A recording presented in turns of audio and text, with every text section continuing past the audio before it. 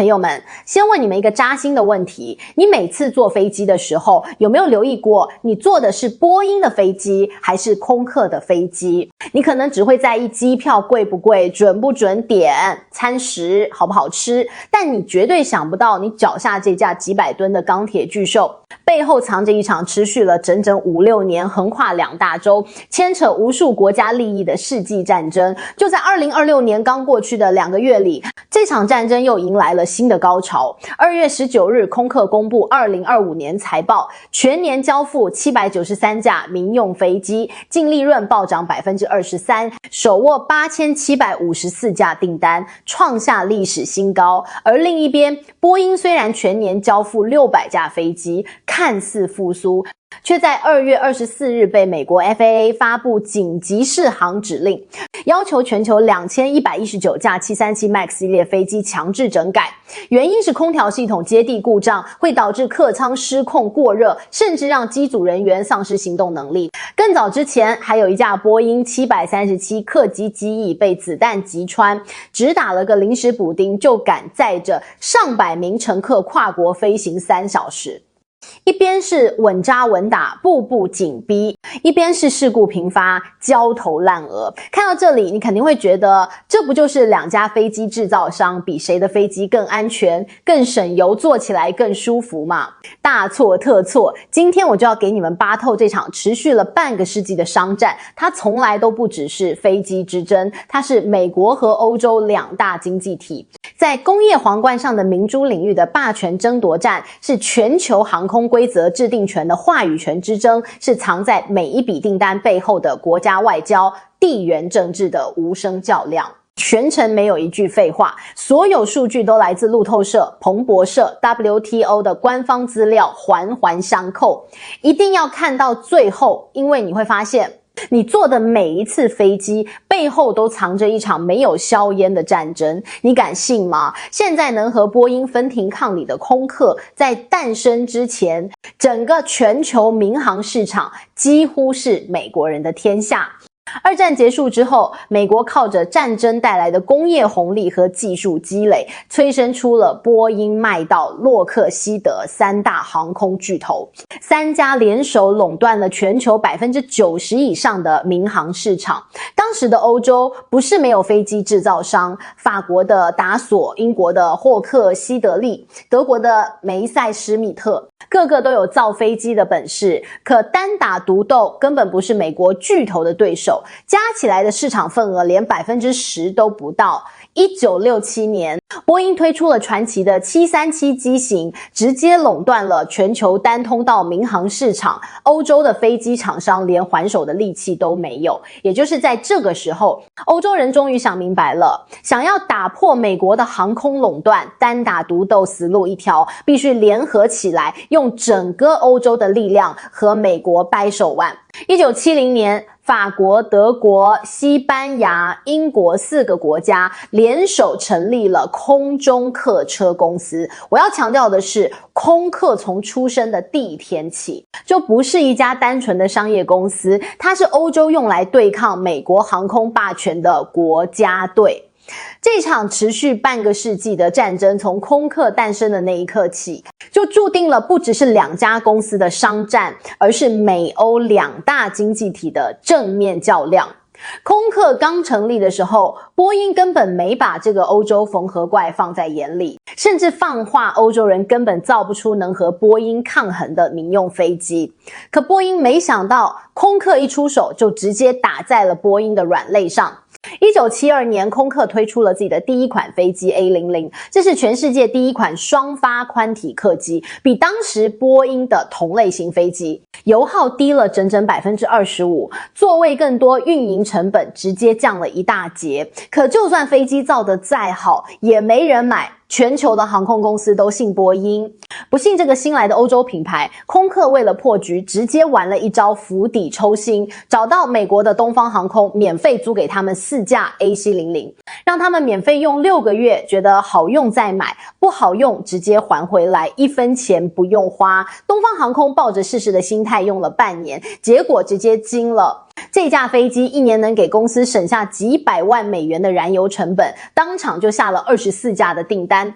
就是这24架订单直接撕开了波音垄断了几十年的美国市场，也让全球的航空公司第一次意识到，原来除了波音还有别的选择。也就是从这个时候开始，波音终于慌了，他们发现这个来自欧洲的对手根本不是来分蛋糕的，是来砸场子的。可波音的反击根本不是在飞机技术上，而是直接动用了国家力量，打起了贸易战。从1970年代开始，波音就不断游说美国政府，说空客拿了欧洲各国政府的非法补贴，是不正当竞争。1992年，美欧双方还签了个协议，规定了政府对飞机研发的补贴上限。可到了2003年，空客的全球交付量第一次超过了波音，成了全球第一大民用飞机制造商。美国人直接坐不住了，单方面撕毁了协议。在2004年把欧盟告到了 WTO，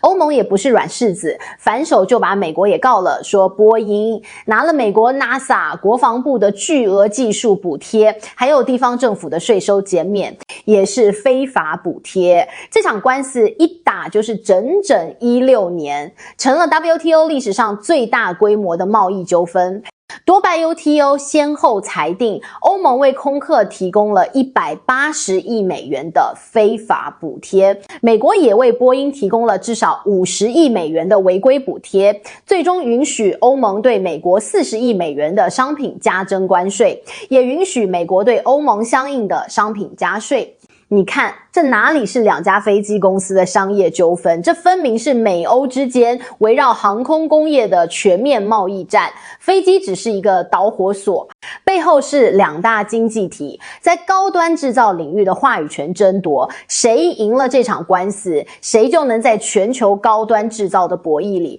占据更有利的位置。而这场持续了10几年的贸易战，也让波音和空客的竞争彻底从商业层面上升到了国家博弈的层面。如果说 WTO 的官司是两家在战场外的博弈，那超大型客机的豪赌就是两家在战场上的正面决战，也是这场世纪商战里最让人唏嘘的一场对决。当时的全球超大型客机市场完全被波音的747垄断，这款被称为空中女王的双层客机是波音的印钞机，也是波音全球霸主地位的象征。波音甚至放话，空客永远造不出能和747抗衡的超大型客机。为了打破波音的垄断，也为了向全世界证明欧洲的航空工业不比美国差，空客直接赌上了整个公司的命运，砸了250亿美元的研发成本，推出了人类民航史上最大的客机 A80。这款双层客舱的巨无霸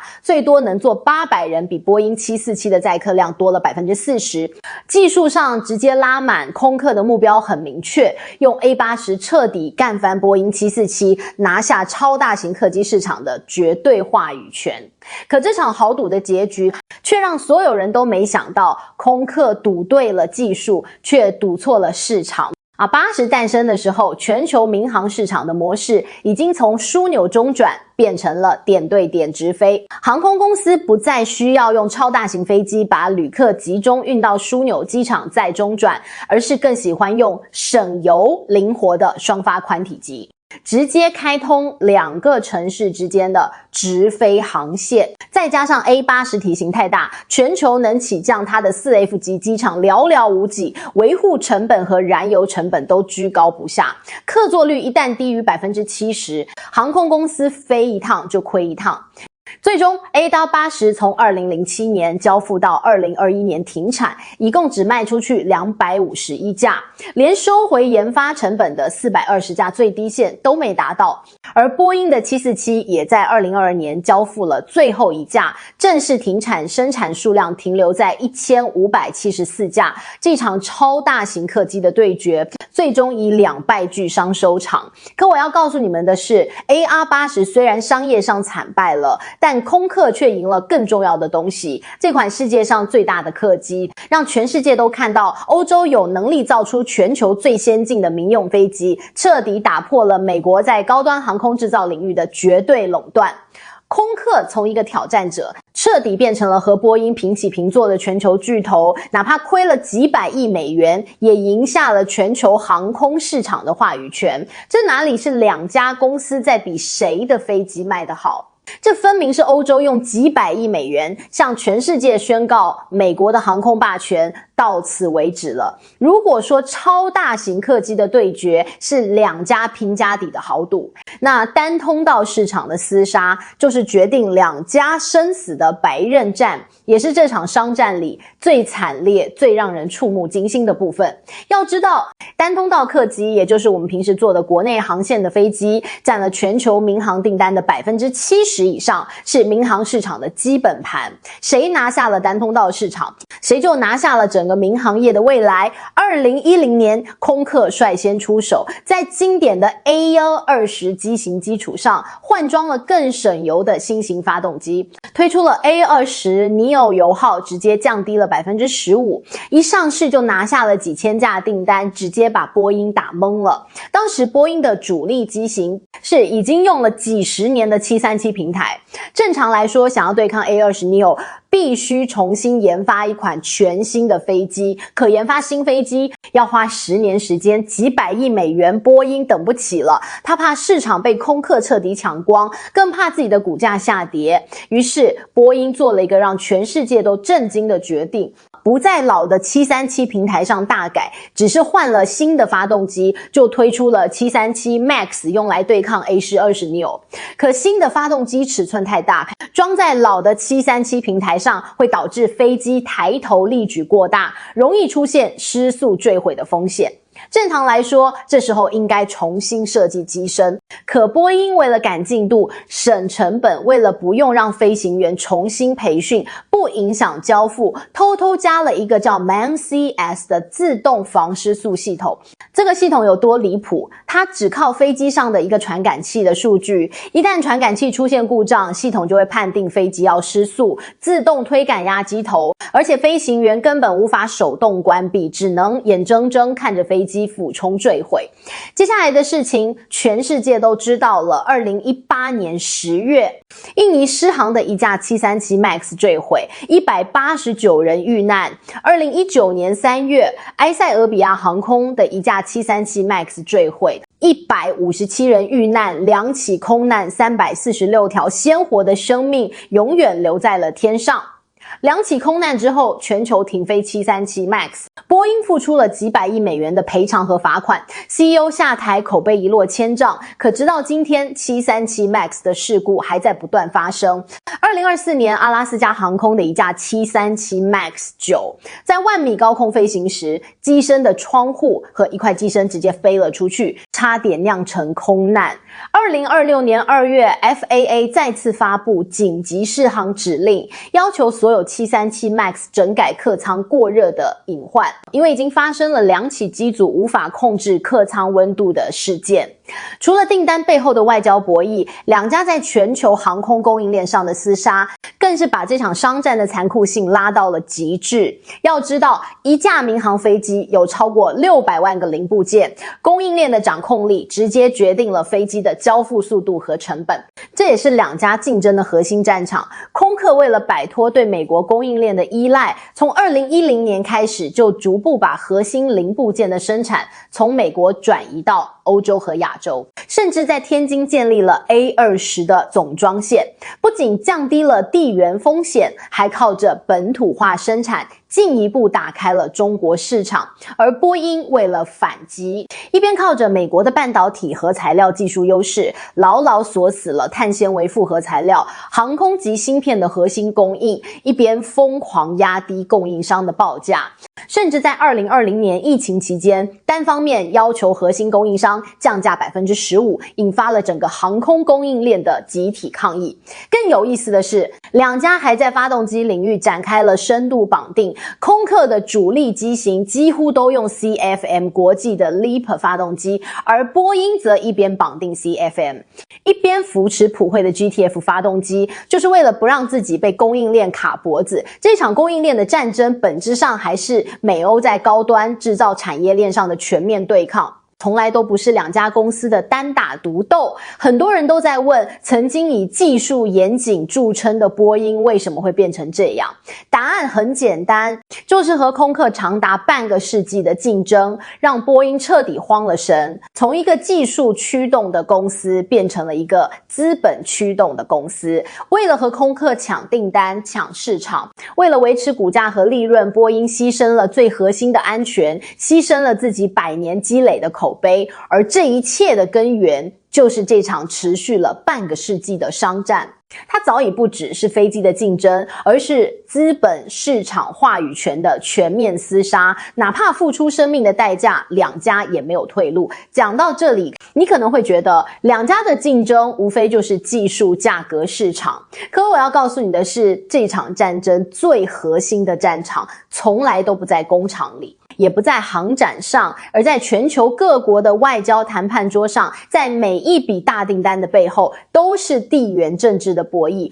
都是国家之间的利益交换。最典型的就是中国市场，中国是全球最大的民航市场，未来20年需要超过8000架新飞机，价值1.5万亿美元，是空客和波音的必争之地。可你会发现，中国的飞机大订单从来都不是航空公司自己能决定的，它永远和中美、中欧的外交关系深度绑定。2023年，法国总统马克龙访华，随行的就有空客的高管。这次访华直接给空客带来了160架飞机的大订单，价值200亿美元。而另一边，因为中美关系持续紧张，波音从2017年之后几乎就没拿到过中国的大规模订单。在中国市场的份额从之前的50%直接跌到了现在的不到10%，不只是中国市场，中东市场更是如此。阿联酋、卡塔尔、沙特的航空公司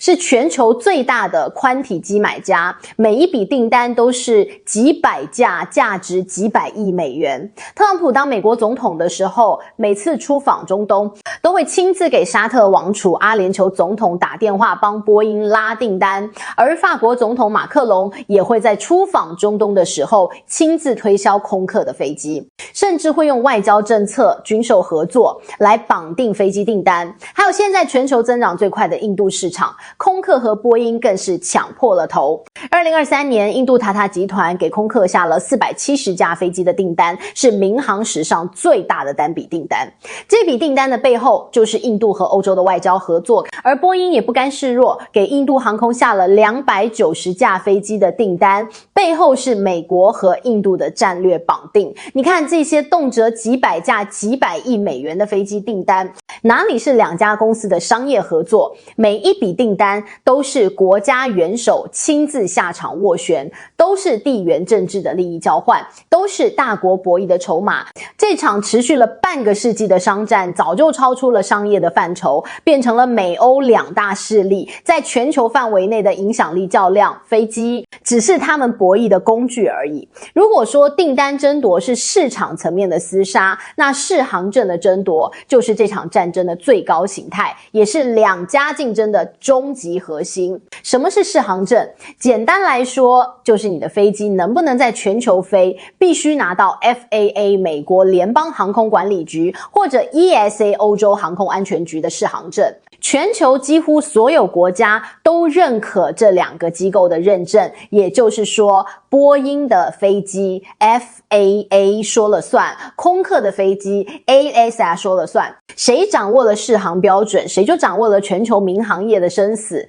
这才是波音和空客竞争最核心的地方。他们斗的不是谁的飞机更好，而是谁来制定这个行业的游戏规则。波音的飞机出了问题，飞回睁一只眼闭一只眼。737 MAX 在2起空难之后， FAA 是全球最后一个下令停飞的机构，而空客的飞机想要拿到 FAA 的适航证，就要经过层层刁难，各种测试，各种审核，拖个3-5年都是常事。反过来也是一样，波音的飞机想要拿到 EASA 的适航证， EASA 也会各种挑刺。737 MAX 复飞的时候， EASA 比 FAA 晚了整整1年才批准，就是要给波音找麻烦。不只是他们两家之间的互相刁难，面对新的竞争对手，他们会联手锁死规则。比如我们中国的 C919 大飞机，现在已经拿到了中国的适航证，想要飞全球就必须拿到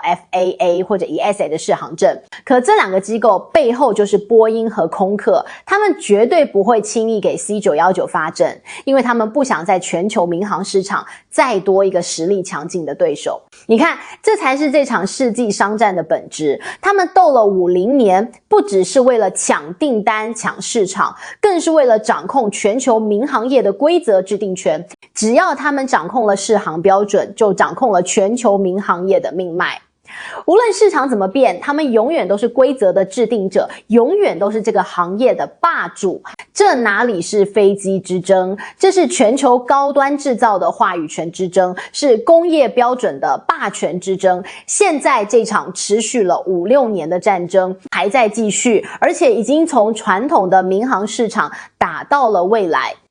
2025年的财报显示，空客全年交付了793架飞机，手握8754架订单。2026年的交付目标上调到了870架，而波音虽然交付量只有600架，但净订单量达到了1075架，超过了空客的889架，手里的积压订单也达到了6820亿美元。看似两家还在焦灼，但波音的质量问题频发，口碑持续下滑，而空客已经开始布局下一代的民航技术，推出了 Zero 液氢燃料飞机计划，要在2035年实现零排放民航客机的商业化运营，抢占碳中和时代的市场先机。而波音也在跟进电动飞机、可持续航空燃料的研发，甚至开始布局太空旅行领域。这一场持续了半个世纪的战争，已经从现在的市场打到了未来的行业主导权，从传统的燃油飞机打到了未来的零排放航空，甚至是太空领域。它从来都不只是两家飞机制造商的竞争，